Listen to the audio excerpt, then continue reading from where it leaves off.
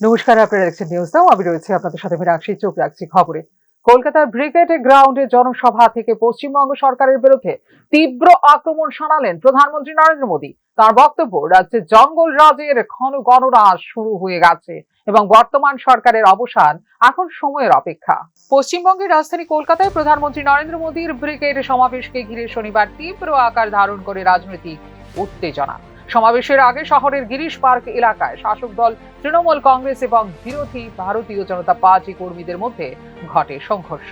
Girish park এলাকায় প্রথমে দুই পক্ষের কর্মীদের মধ্যে বাকবিতণ্ডা শুরু হয়। পরিস্থিতি দ্রুত উত্তপ্ত হয়ে উঠলে উভয় পক্ষই একে অপরের দিকে ইট পাথর ছুঁড়তে শুরু করে। এতে এলাকায় আতঙ্ক ছড়িয়ে পড়ে এবং সাধারণ মানুষের মধ্যে চরম উদ্বেগের সৃষ্টি হয়। পরে দ্রুত ঘটনাস্থলে পৌঁছে পরিস্থিতি নিয়ন্ত্রণে আনে এবং জনতাকে ছত্রভঙ্গ করে দেয় পুলিশ। এই ঘটনার প্রেক্ষিতে রাজ্যের শিল্প, বাণিজ্য ও উদ্যোগ দপ্তরের মন্ত্রী শশী পাঁজা অভিযোগ করেন, সংঘর্ষ চলাকালীন সময়ে ইট ছুড়ে মারা হয়েছিল তাঁর দিকেও। বিজেপির বিরুদ্ধে তীব্র ভাষায় আক্রমণ করে রাজনৈতিক সহিংসতা গণতান্ত্রিক পরিবেশকে কলুষিত করছে বলে অভিযোগ করেন তিনি। এদিকে উত্তেজনাপূর্ণ পরিস্থিতির মধ্যে কলকাতার ঐতিহাসিক ব্রিগেডে আয়োজিত বিশাল জনসভায় ভাষণ দেন প্রধানমন্ত্রী নরেন্দ্র মোদী। সভায় রাজ্যের শাসন ব্যবস্থার সমালোচনা করে পশ্চিমবঙ্গে জঙ্গল রাজের ঘন গণনা শুরু হয়ে গেছে, এই নির্মম সরকারের অবসান এখন সময়ের অপেক্ষা বলে উল্লেখ করেন প্রধানমন্ত্রী নরেন্দ্র মোদী। टीएमसी सरकार गुंडों और अपराधियों की बैसाखी पर चलती है। रंगबाजी और कटमनी ये टीएमसी की कमाई का जरिया है। ये लोग जानते हैं, जिस दिन बंगाल के लोग खुलकर सामने आ गए, टीएमसी की विदाई पक्की है। और मैं ये दृश्य देख करके कह सकता हूं, अब टीएमसी को बचाने वाला कोई नहीं बचा है।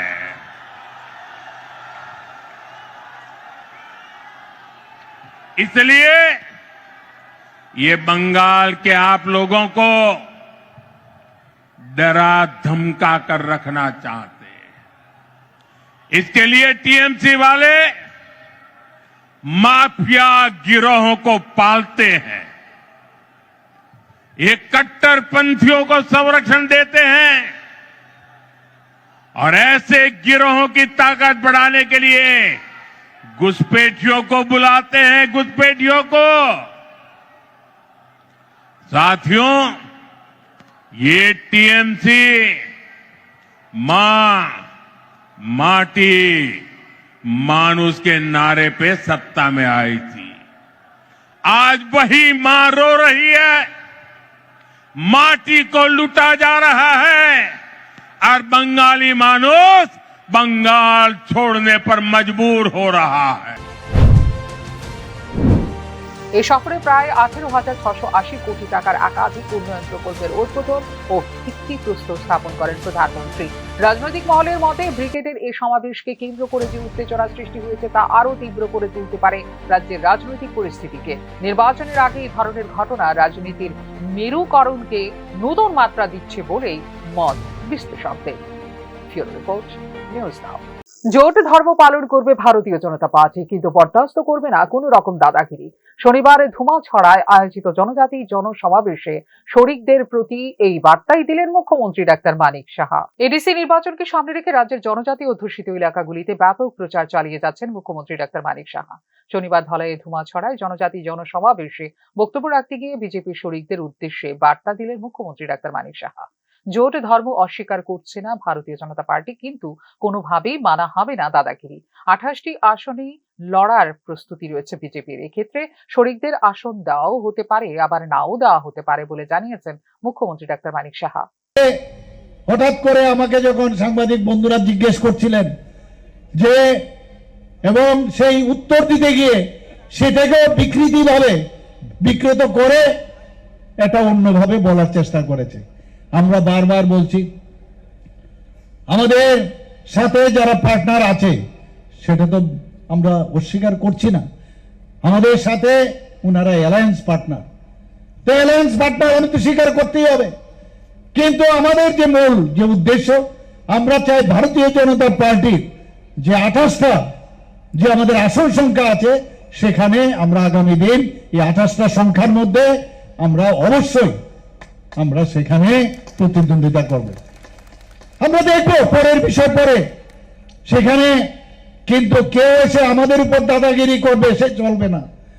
আমরা পার্টনার হিসাবে তাদের যতটুকু দরকার আমরা দিতেও পারি, নাও দিতে পারি, এটা আমাদের উপর নির্ভর করবে। কারণ আমরা কাউকে ছাড়তে চাই না। ভারতীয় জনতা পার্টির যে ধর্ম, আমরা জোট ধর্ম আমরা পালন করি, সেটা তো পরের বিষয়, কিন্তু আমাদের টার্গেট 28টা, এটা আমি ক্লিয়ার করে দিতে চাই বন্ধুগণ। এডিসির উন্নয়ন করতে হলে বিজেপি শেষ কথা, বিষয়টি বুঝতে পারছে জনজাতি অংশের মানুষ বলে এদিন উল্লেখ করেন মুখ্যমন্ত্রী ডাক্তার মানিক সাহা। এক্ষেত্রে যে কোনো সময় এডিসি নির্বাচন ঘোষণা হতে পারে বলেও জানিয়েছেন মুখ্যমন্ত্রী। বন্ধুগণ, কারোর প্ররোচনার পদে ফা দেবেন না আপনারা। আমাদের কাছে এখন মানুষ আসছে, মানুষ বুঝতে পারছে যদি এডিসির উন্নয়ন না হয় ত্রিপুরা কোনোদিন উন্নয়ন হবে না। 69 থেকে 70% এডিসি সারা ত্রিপুরা। তো সমস্ত জায়গায় যদি ডেভেলপ না হয় তাহলে কোথা থেকে আসবে? আজকে আমরা ওয়ার্ল্ড ব্যাংক থেকে 1400 কোটি টাকা আমরা লোন নিয়েছি, এবং সেই লোন কিসের জন্য? সমস্ত জনজাতি উন্নয়নের জন্য। আজকে এলিমেন্ট প্রজেক্টে যে আমাদের ফরেস্ট ডিপার্টমেন্ট 1700 কোটি টাকা আমরা লোন নিয়েছি শুধু জনজাতি এলাকার উন্নয়নের জন্য। আমরা আজকে যদি এখানে ইন্দো জার্মান কোলাবোরেশনে, ইন্দো জার্মানের থেকে, উনাদের থেকে সমস্ত জনজাতি এলাকায়, আজকে আমরা জায়গা প্রজেক্টের যদি কথা বলি, সেখানেও জনজাতি এলাকায় আমাদের মেইন টার্গেট হচ্ছে এতদিন ধরে জনজাতিদের যারা উন্নয়ন করেনি এবং এখনো সে বিভিন্ন চিন্তা ভাবনায় আছেন, তারা কিন্তু মূর্খের স্বর্গে বাস করেন বন্ধুগণ। এখন মানুষ বুঝতে পারছে। আর গায়ের জোর দিয়ে ভারতীয় জনতা পার্টিকে আটকে রাখার কোনো স্কোপ নেই বন্ধুগণ। আমি আবার বলছি, আগে আমি বলছি যে আমাদের যেখানে আমাদের ভারতীয় জনতা পার্টি বলছে যে ন্যাশনাল পার্টিকে আমাদের এই ডিসি এলাকায় ঢুকতেই দেবে না, এক এক সময় বলছিল কিনা ঢুকতেই যাবে না, আমরা বেশি করে আরো যাব মানুষের কাছে। এবং আমরা এখন আসছি, মানুষ বুঝতে পারছে, এবং এইভাবে সন্ত্রাস করে আমাদেরকে আটকাতে পারবে না। যত বেশি আমাদের উপর অত্যাচার হবে, তত বেশি আমরা সংগঠিত হব, তত বেশি আমরা শক্তিশালী হব। এবং আগামী দিন আমি নিশ্চিত যে কোনো সময় ইলেকশন ডিক্লেয়ার হতে পারে। আমরা 2026-এ আমরা সুন্দর এক নতুন এডিসি, নতুন ত্রিপুরা আমরা গড়ব। আসন্ন ত্রিপুরা উপজাতি স্বশাসিত জেলা পরিষদের নির্বাচনকে সামনে রেখে আসন সমঝোতার সমীকরণ তৈরি করছে প্রতিটি রাজনৈতিক দল। যেহেতু রাজ্যের প্রধান বিরোধী রাজনীতির দল সিপিআইএম ইতিমধ্যেই 28টি আসনের প্রার্থী তালিকা ঘোষণা করে দিয়েছে, এক্ষেত্রে এবার বাকি রয়েছে ক্ষমতাসীন ভারতীয় জনতা পার্টি এবং শরিক দল তিপ্রামথার প্রার্থী তালিকা প্রকাশ। তবে এবারের এডিসি নির্বাচনে তিপ্রামথার সঙ্গে আসন সমঝোতা কি পর্যায়ে হতে পারে ভারতীয় জনতা পার্টির বিষয়টি এখনো স্পষ্ট নয় রাজনৈতিক মহলের কাছে। এদিন ধুমা ছড়ায় বিজেপি আয়োজিত যোগদান সভায় বিভিন্ন রাজনৈতিক দল থেকে মোট 587 জন জনজাতি ভোটারকে ভারতীয় জনতা পার্টিতে স্বাগত জানান মুখ্যমন্ত্রী ডাক্তার মানিক সাহা। ফিউরো রিপোর্ট, নিউজ নাও।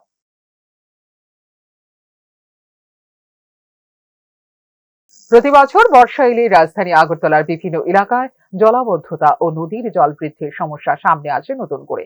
এই বাস্তবতাকে মাথায় রেখে আসন্ন বর্ষা মরশুমের আগে শহরের প্রধান জলধারা হাওড়া নদী ও কাটাখালের পরিস্থিতি খতিয়ে দেখতে সরেজমিনে পরিদর্শন করলেন পূর্ত দপ্তরের সচিব কিরণ গিত্তে ও প্রশাসনের একটি উচ্চ পর্যায়ের দল। বর্ষা মরশুমে রাজধানী আগরতলায় জলাবদ্ধতা একটি দীর্ঘদিনের সমস্যা। অতিবৃষ্টি হলে শহরের বিভিন্ন নিচু এলাকায় জল জমে দুর্ভোগ বাড়ে সাধারণ মানুষের। এর অন্যতম কারণ হিসেবে অপরিকল্পিত নগরায়ন, সংকুচিত নদী ও খালের প্রবাহ এবং দুর্বল নিকাশি ব্যবস্থাকে দায়ী করেছেন বিশেষজ্ঞরা। এই প্রেক্ষাপটে শনিবার হাওড়া নদী ও কাটাখালের বিভিন্ন অংশ পরিদর্শন করেন পূর্ত দপ্তরের সচিব কিরণ গিত্তে। তার সঙ্গে ছিলেন পশ্চিম ত্রিপুরা জেলার জেলা শাসক ডক্টর বিশাল কুমার সহ প্রশাসনের অন্যান্য আধিকারিকরা।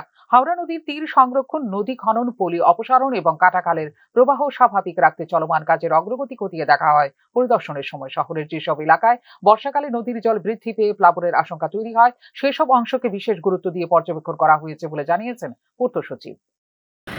अगरतला का जो हमारा 2 मेन आउटलेट्स है जो फ्लड वाटर के लिए, हावड़ा और कटकल, तो इसका हम आज पूरा परिदर्शन कर रहे हैं। कटाखाल में हमने पूरा जो हमारा ड्रेनेज है चैनल उसको क्लीन करने का काम चालू किया है और जहाँ जहाँ ऑब्स्ट्रक्शंस है वो भी हम लोग Agartala municipal corporation, smart city, water resource department, इस सभी को साथ में लेकर हम लोग काम कर रहे हैं।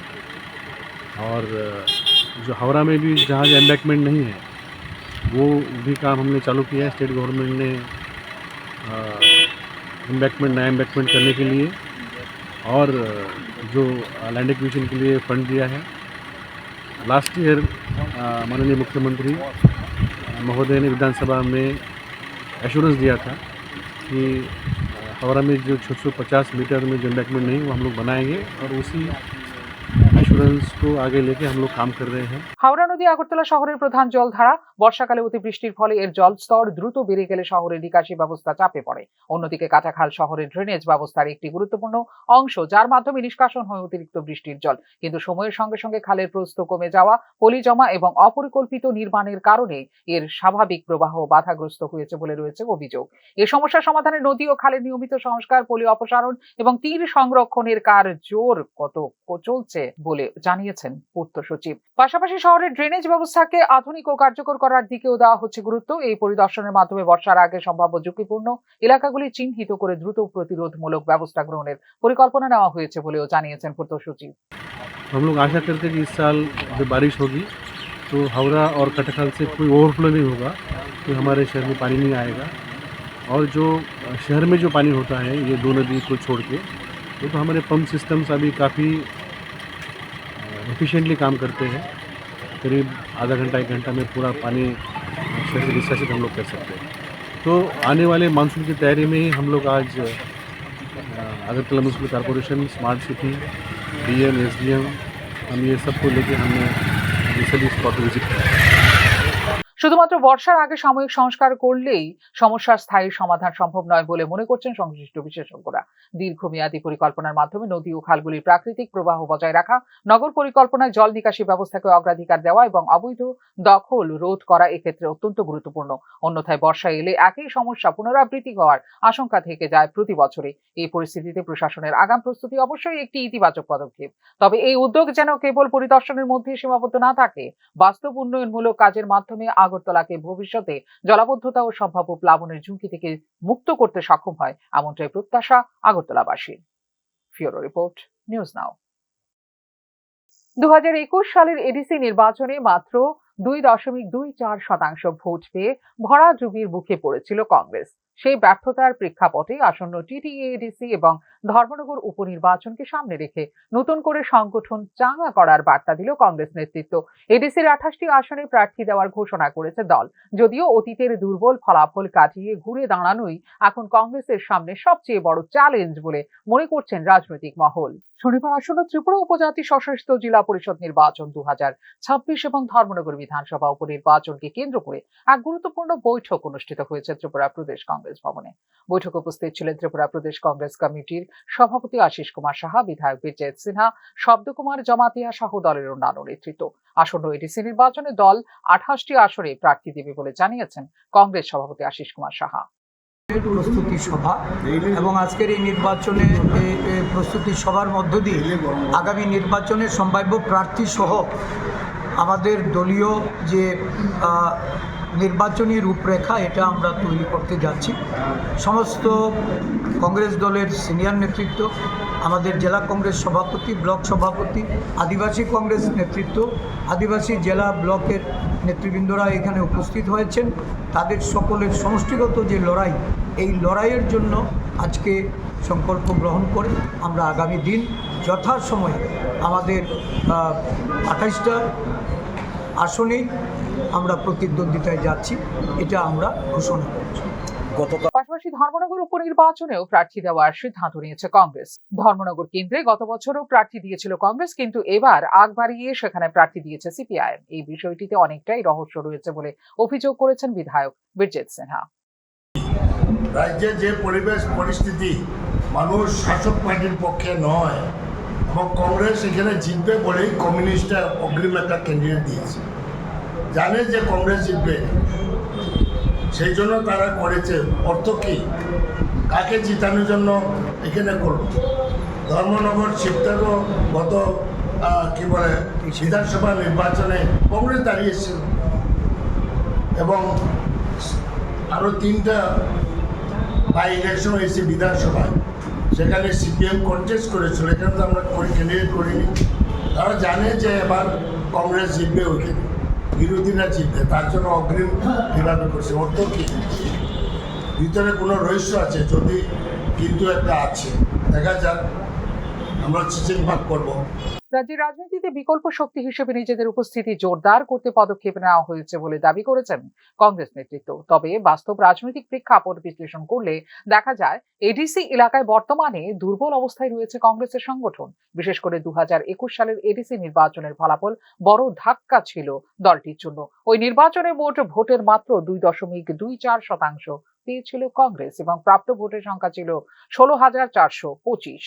এই ক্ষেত্রে 28টি আসনের একটিও জিততে পারেনি দল। রাজনৈতিক বিশ্লেষকদের মতে এডিসি এলাকায় কংগ্রেসের ঐতিহ্যগত প্রভাব গত 1 দশকে ক্রমশ কমেছে। এর একটি বড় কারণ ছিল আঞ্চলিক দলগুলোর উত্থান এবং উপজাতি রাজনীতির পরিবর্তিত সমীকরণ। ফলে একসময়ের শক্ত ঘাঁটি ধীরে ধীরে হাতছাড়া হয়েছে কংগ্রেসের। এই প্রেক্ষাপটে এবারে নির্বাচন কংগ্রেসের জন্য শুধু আসন জয়ের লড়াই নয়, বরং রাজনৈতিক পুনরুদ্ধারের পরীক্ষাও। সংগঠনকে তৃণমূল স্তরে শক্তিশালী করা, উপজাতি এলাকায় নতুন নেতৃত্ব গড়ে তোলা এবং ভোটারদের আস্থা ফিরিয়ে আনা, এই 3টি বিষয়ে এখন দলের সামনে বড় চ্যালেঞ্জ। সব মিলিয়ে 2021 সালের হতাশাজনক ফলাফলের পর আসন্ন এডিসি নির্বাচন কংগ্রেসের জন্য গুরুত্বপূর্ণ রাজনৈতিক পরীক্ষা হয়ে দাঁড়িয়েছে। এই নির্বাচনের ফলাফলই অনেকটাই নির্ধারণ করবে উপজাতি এলাকার কংগ্রেসের ভবিষ্যৎ রাজনৈতিক অবস্থান। ফিউরো রিপোর্ট, নিউজ নাও। তরুণ প্রজন্মকে জাতীয় উন্নয়নের মূল ধারায় যুক্ত করার লক্ষ্যে শনিবার ত্রিপুরা বিধানসভায় অনুষ্ঠিত হল রাজ্য স্তরের বিকশিত ভারত যুব সংসদ 2026। এই কর্মসূচির মাধ্যমে দেশের ভবিষ্যৎ নীতি নির্ধারণ ও উন্নয়নের ভাবনা নিয়ে নিজেদের মতামত তুলে ধরার সুযোগ পান রাজ্যের বিভিন্ন প্রান্তের তরুণরা। গণতন্ত্রের প্রকৃত শক্তি নিহিত থাকে জনগণের সক্রিয় অংশগ্রহণে, আর সেই অংশগ্রহণের সবচেয়ে সম্ভাবনাময় ক্ষেত্র হলো তরুণ প্রজন্ম। এই বাস্তবতাকে সামনে রেখে ত্রিপুরা বিধানসভায় আয়োজিত হল রাজ্য স্তরের বিকশিত ভারত যুব সংসদ 2026। শনিবার অনুষ্ঠিত এই কর্মসূচিতে রাজ্যের বিভিন্ন জেলা থেকে আগত তরুণ তরুণীরা দেশের উন্নয়ন, নীতি নির্ধারণ এবং ভবিষ্যৎ ভারতের রূপরেখা নিয়ে তুলে ধরেন নিজেদের মতামত ও প্রস্তাব। এই যুব সংসদের মূল উদ্দেশ্য হলো তরুণদের মধ্যে গণতান্ত্রিক চর্চার সংস্কৃতি গড়ে তোলা এবং তাদের নেতৃত্বের দক্ষতাকে বিকশিত করা।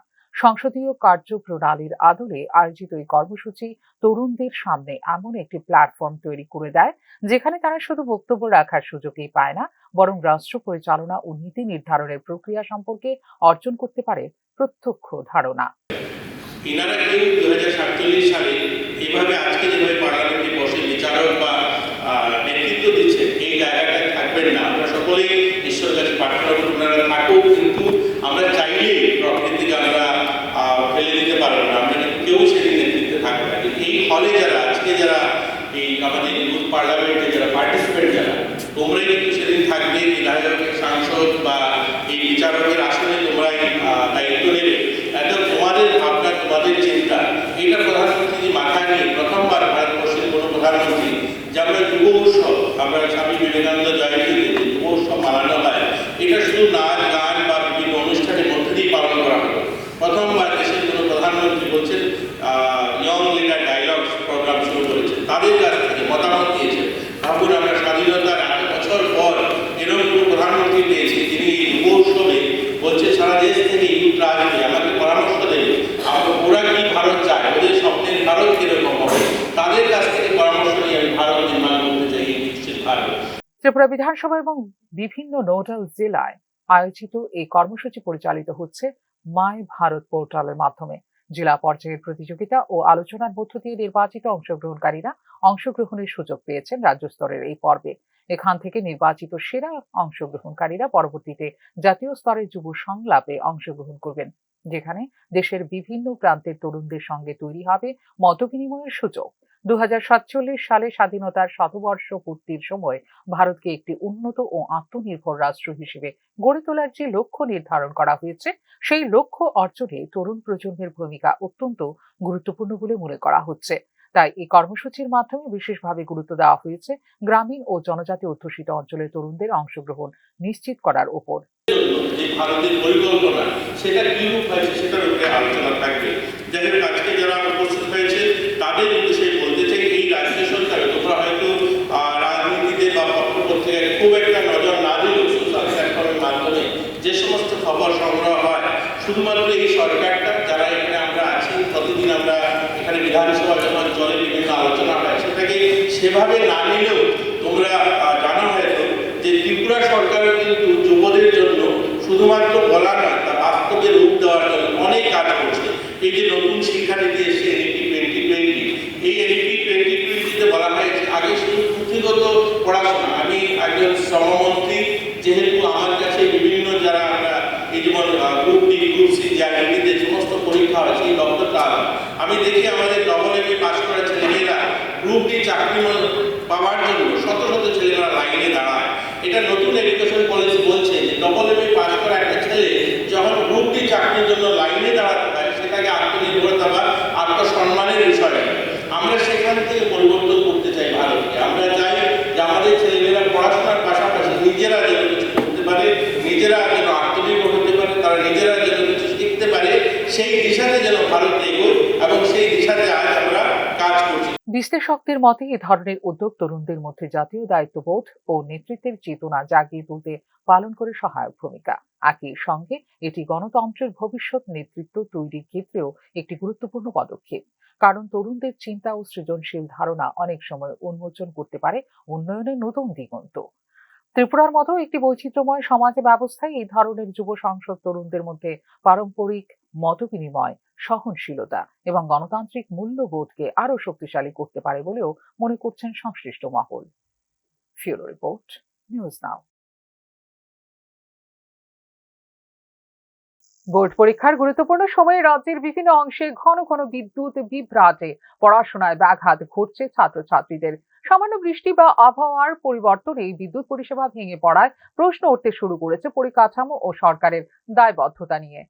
বোর্ড পরীক্ষা যে কোনো ছাত্রছাত্রী শিক্ষা জীবনের অন্যতম গুরুত্বপূর্ণ ধাপ। এ সময়ে নিরবচ্ছিন্ন বিদ্যুৎ, শান্ত পরিবেশ এবং নিয়মিত পড়াশোনার সুযোগ অত্যন্ত প্রয়োজনীয়। কিন্তু রাজ্যের বিভিন্ন এলাকায়, বিশেষ করে শহরতলি ও গ্রামীণ অঞ্চলে সামান্য বৃষ্টি বা আবহাওয়ার সামান্য পরিবর্তনেই সামনে আসছে বিদ্যুৎ বিভ্রাটের ঘটনা। বৃষ্টির পর বিদ্যুৎ চলে যাওয়ার ঘটনায় পরীক্ষার্থীদের পড়াশোনায় ব্যাঘাত ঘটেছে বলে অভিযোগ উঠেছে বিভিন্ন এলাকা থেকে। বোর্ড পরীক্ষার সময় বিদ্যুৎ সরবরাহকে অগ্রাধিকার দেওয়া প্রশাসনের অন্যতম দায়িত্ব হওয়া উচিত, কারণ পরীক্ষার এই সময়ে পড়াশোনার পরিবেশ বজায় রাখা সামাজিক ও প্রশাসনিক দায়বদ্ধতার বিষয়। এটা কোনো কথা? আজকে সন্ধ্যার পর থেকে আকাশ সামান্য মেঘাচ্ছন্ন দেখা দিয়েছে। কোথাও বা বৃষ্টি দু এক ফোঁটা হয়েছে বা কোথাও বা হয়নি। তবে আমাদের বিদ্যুৎ ব্যবস্থা বা বিদ্যুৎ দপ্তরের নাজেহাল অবস্থা। কোথাও আজকে সারাদিন কোনো জায়গায় কেউ বলতে পারবে না যে 5 মিনিট কারেন্ট স্থায়ী ছিল সন্ধ্যার পর থেকে। এমন যদি আমাদের বিদ্যুতের অবস্থা হয়, এবং এটা কোথায়? এটা আমাদের সোনামুড়ার মতো শহরের অবস্থা। তবে গ্রামাঞ্চলের অবস্থা কি হবে? এখনও কাল বৈশাখী ঝড় বহুদিন বাকি, এখনও এগুলো শুরুও হয়নি। সামান্য বৃষ্টিতে যদি বিদ্যুৎ দপ্তরের এই অবস্থা হয়, তাহলে ভবিষ্যতে কি হবে? বিদ্যুৎ বিল দিন দিন দেখা যাচ্ছে যে চড়া হচ্ছে, বা সাধারণ মানুষ থেকে অধিক পরিমাণে বিদ্যুৎ বিল নিচ্ছে। যদি নিচ্ছে তো ঠিক আছে, কিন্তু বিদ্যুৎ পরিষেবা কই পাচ্ছি আমরা সাধারণ মানুষ? এই যদি বিদ্যুৎ পরিষেবা যদি এই হয়, তাহলে সাধারণ মানুষ দিন দিন ভোগান্তির শিকার হতেই যাচ্ছে। তাহলে বিদ্যুৎ পরিষেবা আমরা পাচ্ছি কই? বেশ কিছু কাঠামোগত সমস্যা রয়েছে বিদ্যুৎ বিভ্রাটের পেছনে। অনেক এলাকায় এখনো পুরনো বিদ্যুৎ লাইন, অপর্যাপ্ত ট্রান্সফরমার ক্ষমতা এবং নিয়মিত রক্ষণাবেক্ষণের অভাব রয়েছে। সামান্য ঝড় বা বৃষ্টিতে গাছের ডাল তারের ওপর পড়ে লাইন ক্ষতিগ্রস্ত হওয়ার ঘটনাও নতুন নয়। ফলে পরিষেবা ব্যাহত হওয়া এখন প্রায় নিয়মিত ঘটনা। আরও একটি গুরুত্বপূর্ণ দিক হলো পরিকল্পনার ঘাটতি। বোর্ড পরীক্ষার মতো সংবেদনশীল সময়ে বিদ্যুৎ দপ্তরের পক্ষ থেকে বিশেষ নজরদারি, দ্রুত মেরামতকারী দল প্রস্তুত রাখা এবং ঝুঁকিপূর্ণ লাইনের আগাম সংস্কারের মতো পদক্ষেপ নেওয়া গেলে অনেক সমস্যায় এড়ানো সম্ভব বলে মনে করছেন সংশ্লিষ্ট মহল। অবশেষে বিদ্যুৎ দপ্তরের কর্মীদের কাছে আমার একটাই আবেদন, অন্ততপক্ষে এই মাসটিতে হলেও তারা যাতে বিদ্যুৎ পরিষেবাটাকে খুব সুষ্ঠুভাবে চালিয়ে যায়। না হয় কেননা আমাদের মাধ্যমিক এবং উচ্চ মাধ্যমিক ভাই বোনদের পরীক্ষা চলছে, নয়তো এদের শিক্ষার উপরে ব্যাঘাত ঘটবে।